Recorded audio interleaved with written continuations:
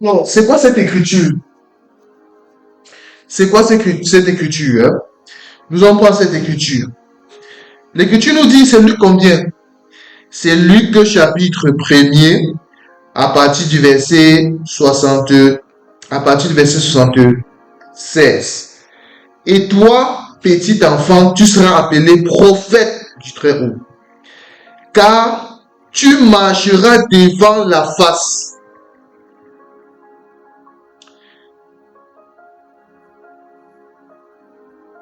du Seigneur pour préparer ses voies.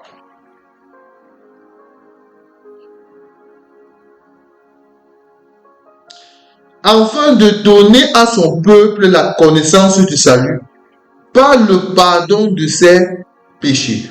Bon, nous comprenons ici qu'il s'agit bien et bien de Jean le Baptiste, qui devait préparer la voie du Seigneur. C'est pour ça, c'est lui qui avait présenté le Seigneur en disant, voici l'agneau de Dieu qui ôte le péché du monde. Alors, ce qui m'intéresse, c'est le verset 78.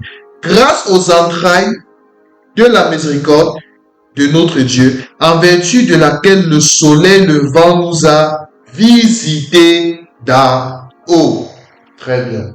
Bon, l'écriture nous dit que le soleil levant nous a visités d'en haut. Déjà, c'est quoi les entrailles de Dieu? Quand l'écriture dit grâce aux entrailles et la miséricorde par lequel le soleil levant nous a visités d'en haut. Lorsqu'on parle des entrailles de Dieu, les entrailles de Dieu, c'est quoi? Les entrailles de Dieu, c'est ça notre Seigneur Jésus-Christ. C'est le Fils. J'aime ça. C'est ça les entrailles du Père. Donc le Fils, c'est lui les entrailles du Père.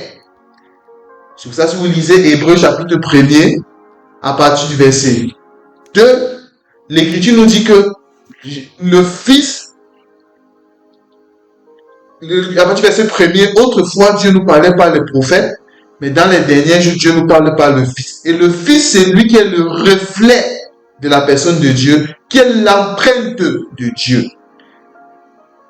C'est pas si vous voyez cette écriture-là. Mais l'empreinte, en d'autres termes, si nous essayons de parler à la manière des hommes, nous pouvons dire que le Seigneur Jésus, c'est lui l'ADN du Père. C'est lui l'ADN du Père. C'est lui l'identité. C'est lui l'ADN.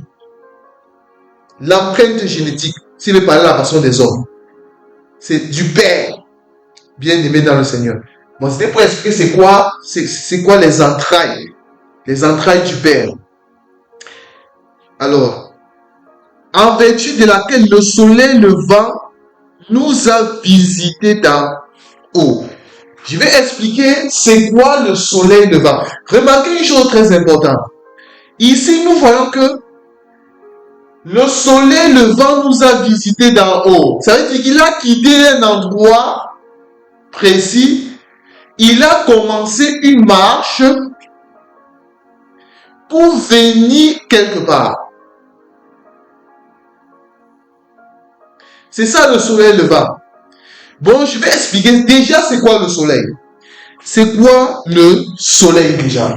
Lorsqu'on parle du soleil, je vais expliquer c'est quoi le soleil. Je vais prendre une écriture d'abord. Romains combien? Chapitre 1er. Romains chapitre 1er à partir du verset 20. Romains chapitre 1er à partir du verset 20. L'écriture nous dit la chose suivante. En effet, les perfections invisibles de Dieu, sa puissance éternelle et sa divinité se voient comme à l'œil depuis la création du monde. Quand on la considère dans ses ouvrages, ils sont donc inexcusables. Bon, ici, l'apôtre Paul nous apprend que les perfections invisibles de Dieu se voient à travers de quoi? Sa création, sa divinité, sa puissance se voit à travers sa création.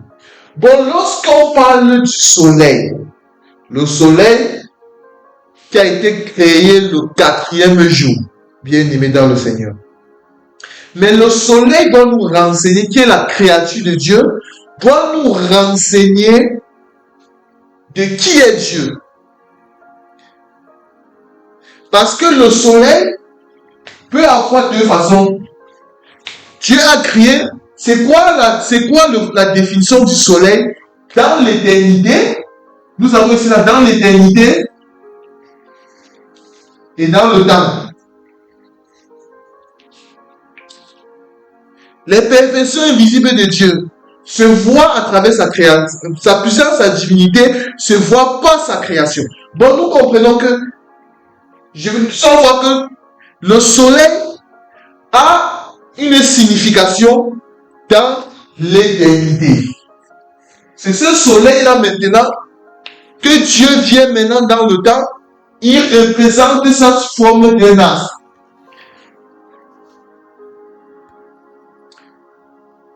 Donc si je vois le soleil dans le temps, il faut que j'ai la capacité d'aller maintenant, de trouver maintenant quelle est la pensée de l'éternité, soleil, lorsque j'essaie de quitter le temps.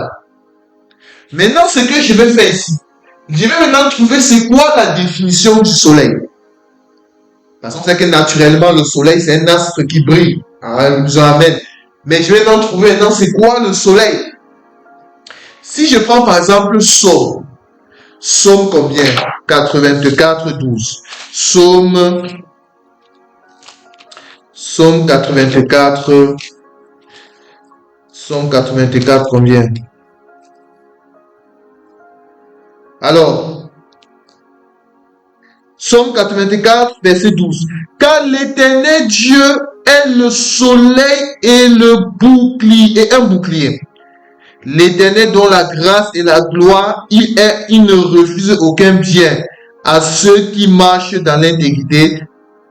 Très bien. Bon, ici nous voyons que l'Éternel Dieu est un soleil. Bon, je comprends que le soleil ici c'est l'Éternel lui-même. Le soleil c'est l'Éternel lui-même. Très important. Le soleil c'est l'Éternel lui-même. Bon, j'ai donné la définition du soleil selon la pensée de l'éternité. Dans le temps, quand Dieu crée le soleil, Dieu veut expliquer sa propre personne. C'est ça les perfections invisibles de Dieu, qui se voient à travers quoi? Sa puissance, sa divinité, se voit à travers sa création. Bon, quand Dieu prend le soleil, il crée le soleil. Dans le temps, je vois le soleil. Mais il faut que j'ai avoir la capacité maintenant de traverser, de percer le temps. Vous venez comprendre c'est quoi le soleil. Comprendre que le soleil explique Dieu lui-même. Ça, c'est une première écriture que je peux donner. Je vais donner une autre écriture. Psaume 19. Psaume, c'est 9 ou 19. Permettez de trouver l'écriture. C'est Psaume 19 normalement. Psaume 19 à partir de quelle écriture? Psaume 19 à partir du verset combien? Psaume 19 à partir du verset 5. Psaume 19 à partir du verset 5. Leur retentissement parcourt toute la terre. Leur accent va aux extrémités du monde. On a dressé une tente pour le soleil. J'aime ça. Bon, nous comprenons que le soleil a une maison. Le soleil a une tente. Ici, le soleil a une tente. Bon, on nous dit ici qu'on a dressé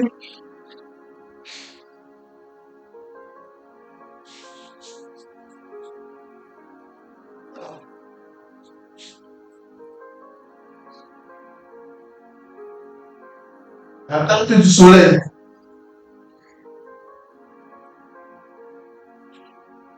Nous avons la tente du soleil.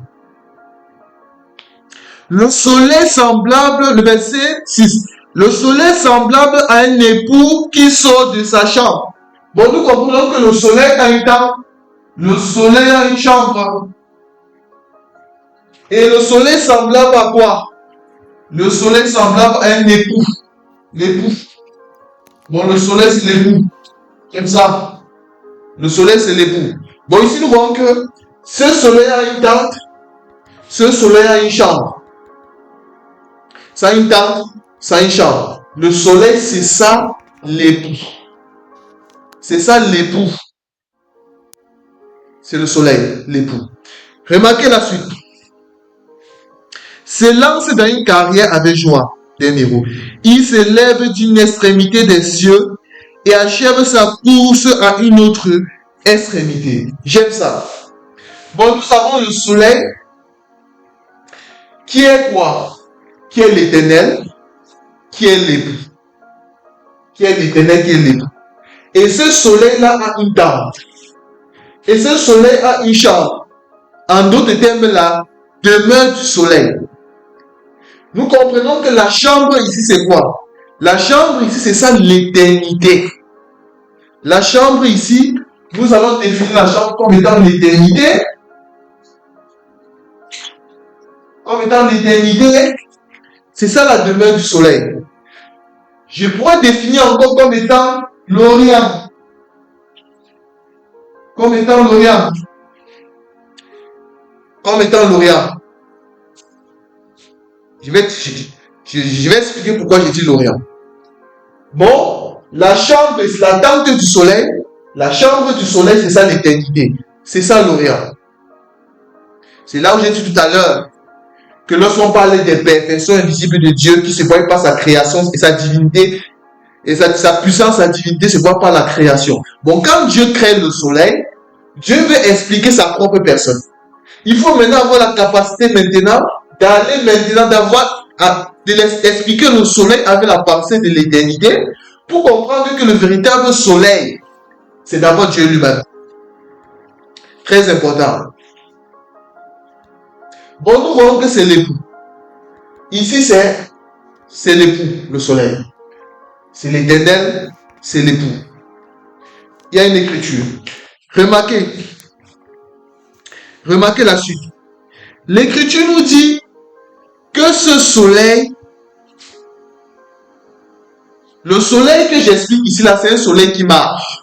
J'aime ça. C'est un soleil qui marche.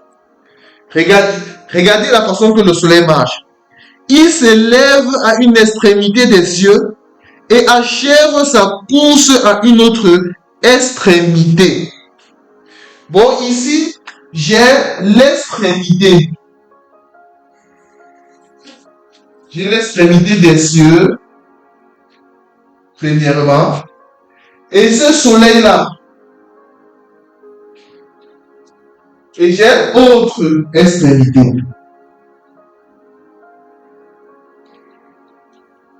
J'ai autre extrémité. Je vais expliquer ça. Bon, un soleil qui marche.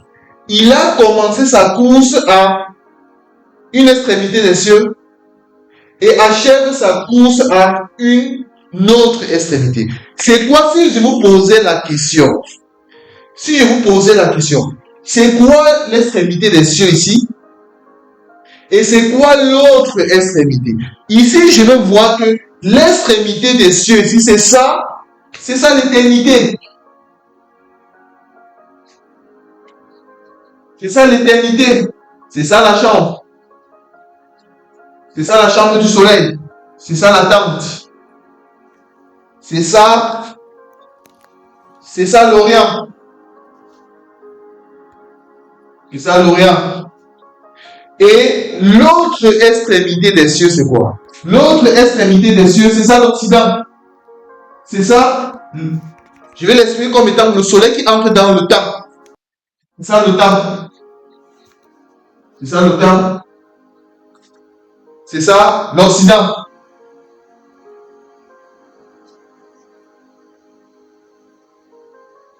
J'aime ça. Je vais donner une écriture. Matthieu 24, combien?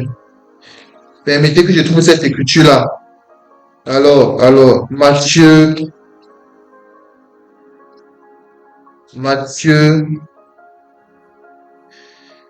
Alors, j'ai une écriture que je cherche. Alors,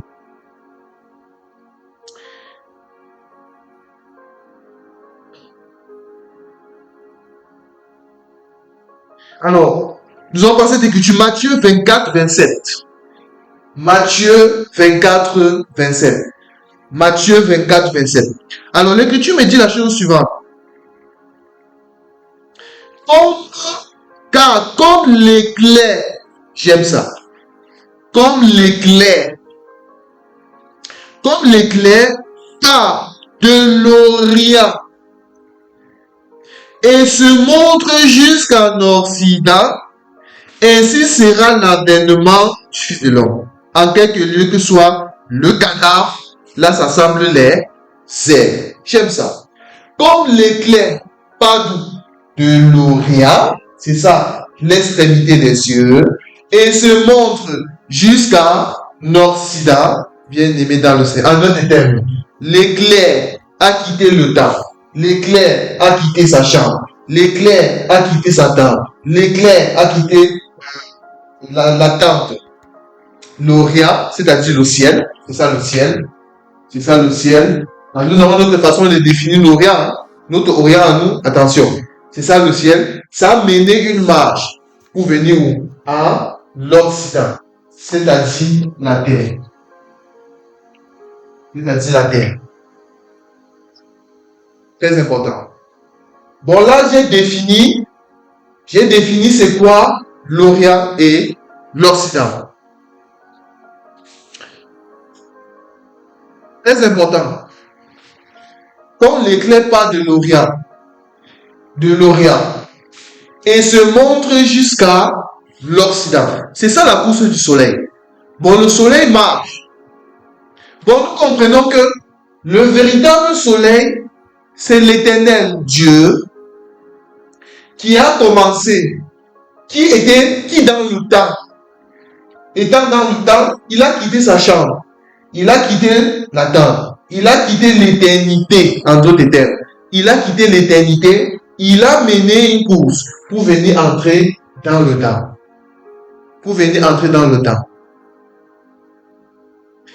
Ésaïe 54. Prenons cette écriture-ci là. Ésaïe 54. Ésaïe 54 nous dit la chose suivante. Alors, Ésaïe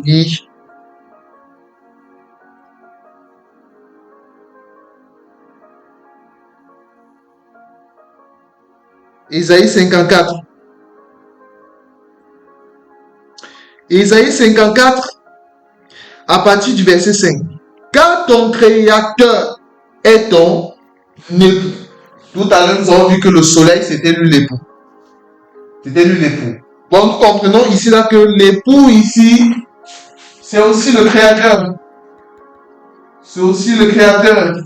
J'aime ça. C'est le créateur. L'Éternel des armées est son nom. Et ton rédempteur est le Saint d'Israël. Bon, nous croyons que c'est le rédempteur. Or, si on essaie de revenir dans notre texte de base, de Luc chapitre 1er à partir du verset 60, combien? Luc chapitre 1er, Luc chapitre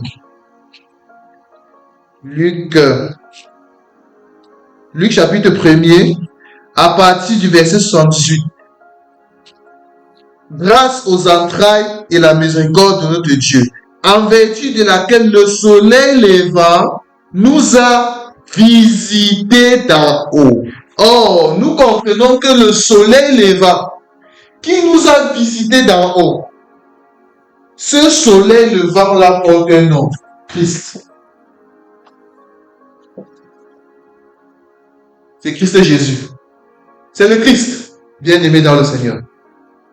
C'est le Christ.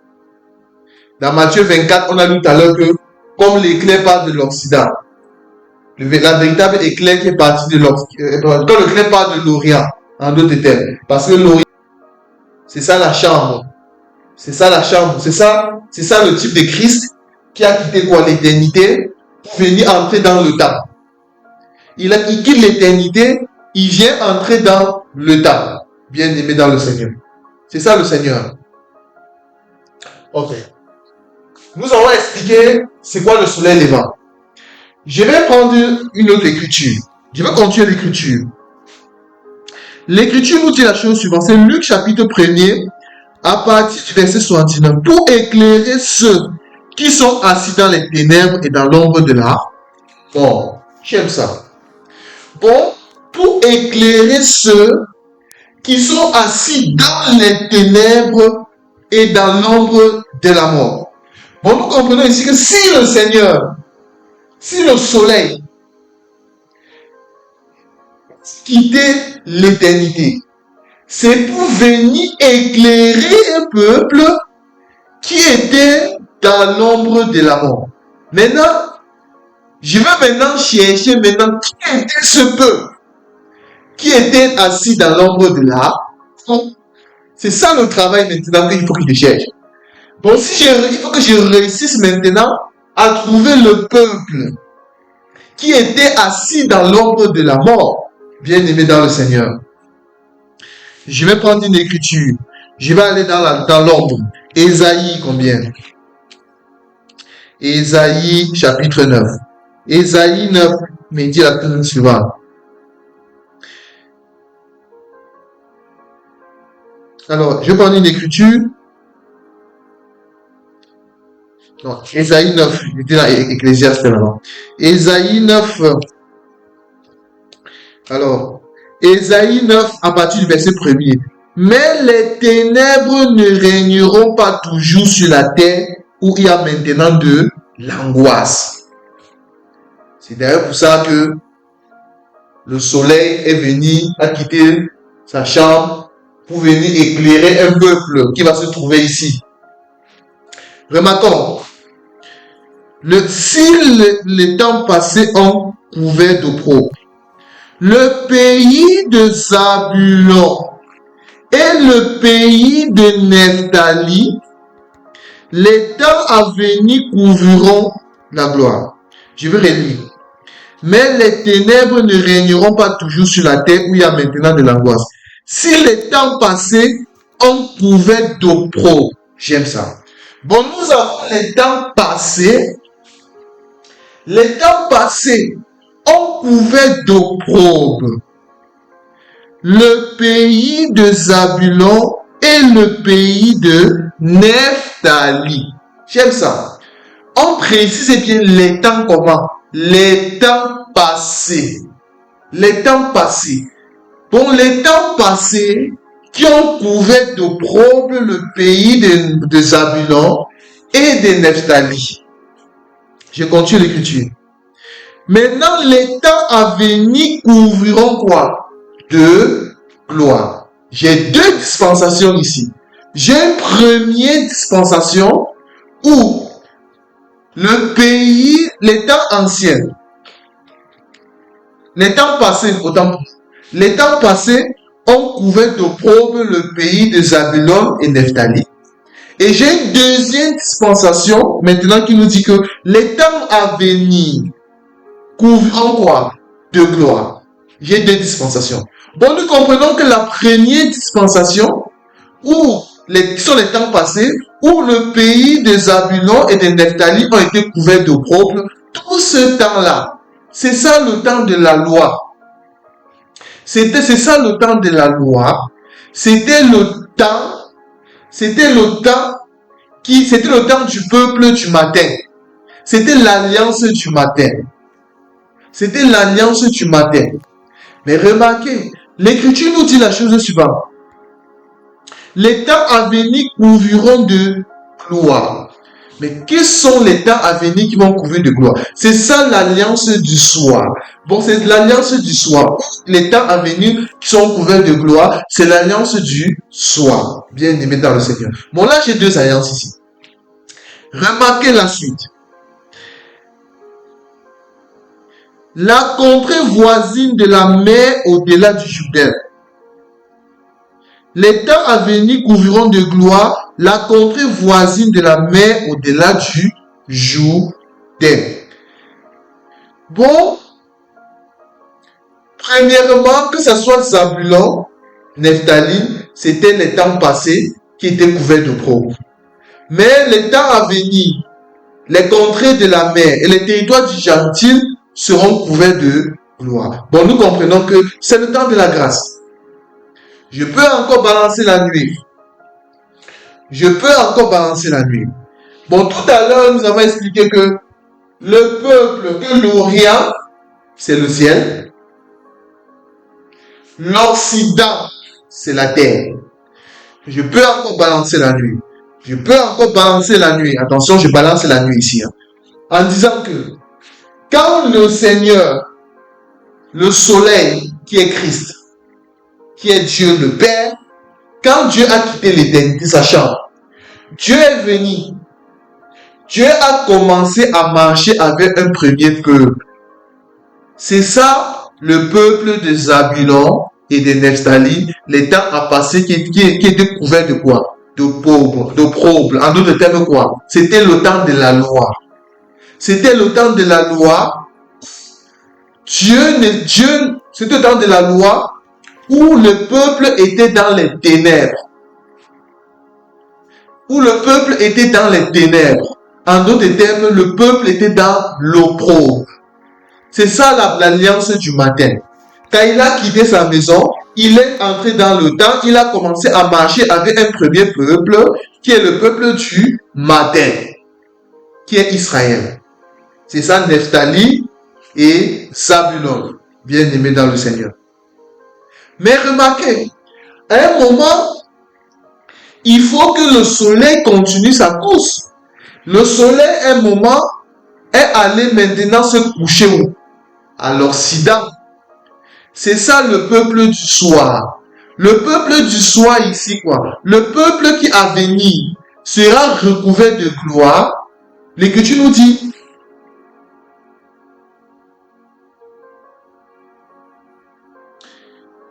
le peuple qui marchait dans les ténèbres, c'est Isaïe. Donc, les temps à venir couvriront de gloire la contrée voisine de la mer au-delà du Jourdain. Pour cette contrée voisine, au-delà de la mer et du Jourdain. Ces contrées voisines-là, le peuple qui marchait dans les ténèbres envoie une grande lumière. Sur eux habite le pays de l'ombre de la mort, la lumière a resplendit. Bon, ici nous voyons que la contrée de la mer, ici là, qui a la visitation de la lumière, c'est ça le soleil qui part visiter un peuple, qui est le peuple de quoi? Qui est le peuple du soir. Et ce peuple du soir, c'est Église. Ce peuple du soir, c'est Église. Alors,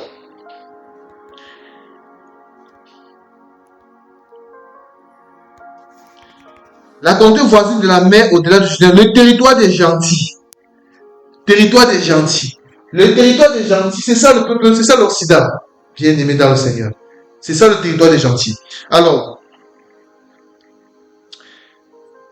voit une grande lumière sur eux, qui habitait le pays de l'ombre de la mort, la lumière resplendit. Je vais retourner dans Luc. Retournons dans Luc. Luc chapitre 1er, à partir du verset combien? Luc chapitre 1er, à partir du verset 78. Grâce aux entrailles de la miséricorde de Dieu, en vertu de laquelle le soleil levant nous a visité d'en haut, pour éclairer ceux qui sont assis dans les ténèbres et dans l'ombre de la mort. Donc, nous comprenons que ici, nous voyons que ce peuple-là, qui était assis dans l'ombre de la mort, si nous prenons une écriture, Genèse chapitre 1er, à partir du verset 1er. Au commencement, Dieu créa les cieux et la terre. La terre était informe et vide. Il y avait les ténèbres à la surface de la terre. L'Esprit de Dieu se mouvait au-dessus des eaux. Et Dieu dit que la lumière soit et la lumière fut. J'aime ça. Ici, nous allons remarquer quoi? nous allons remarquer que quand l'Écriture nous dit qu'au commencement, parce que au troisième jour, Dieu a tiré la terre des eaux. Quand Dieu tire la terre des eaux, parce qu'il veut remarquer que l'Écriture nous dit que l'Esprit de Dieu était en train de se mouvoir au-dessus des eaux. Pourquoi? Parce que il y avait une terre qui était sous les eaux. En d'autres termes, dans les ténèbres. Je vais expliquer ici que l'Esprit de Dieu qui se mouve au-dessus des eaux, c'est ça, cette lumière, ce soleil-là, ce soleil levant qui a visité le peuple d'en haut. En d'autres termes, c'est ça la lumière. Parce que quand la lumière, Dieu qui a tiré la terre des eaux le troisième jour, c'est cette lumière qui allait frapper les eaux. Afin que quand il a frappé les eaux, Dieu a tiré la terre le troisième jour. Le Seigneur a tiré cette terre le troisième jour des eaux. Bien-aimé dans le Seigneur. Bon, c'est là où j'explique que ce peuple qui était dans les ténèbres, qui a vu une lumière arriver, ce peuple qui était dans l'ombre de la mort, ce peuple-là, c'était toute une terre qui était sous les eaux. Et cette lumière qui arrive, qui a quitté le temps, qui a quitté l'éternité, afin d'avenir entrer dans le temps, afin de clairer un peuple, c'est ça l'Esprit de Dieu, Christ, qui se mouvait au-dessus des eaux, afin de sauver un peuple. Bien-aimé dans le Seigneur. Afin de sauver un peuple. Très important.